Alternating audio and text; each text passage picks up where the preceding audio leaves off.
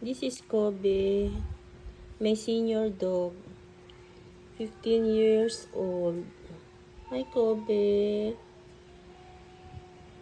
Kawawa naman, matanda na po siya. Hindi na siya makakita at di na din po siya makarinig. Noong New Year tahimik lang siya. Dati takot na takot siya Itong nakaraan 2025. Talagang di niya na naririnig yung mga putukan. Konti na din siya kumain at mahina na rin siya kumilos. Lagi lang siya nakahiga. Tapos, kanina sumuka siya, puro plema. Puro plema ang sinuka niya. Wala naman po siyang sakit. Kasi maganda naman yung iri niya, malinaw. Talagang sa katandaan na lang. Oh, matanda na siya.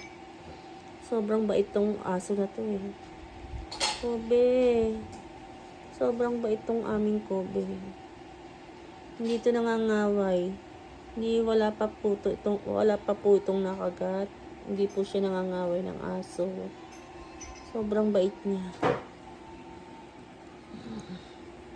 Nung baby to, napakalikot nito. Napakalikot niya, napakaliksi. Sobrang cute. Ngayon ayan. Senior dog na siya. Senior dog. Kobe.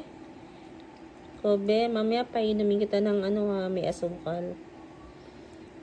Yung tubig niya po, nilalagyan ko ng dextrose powder.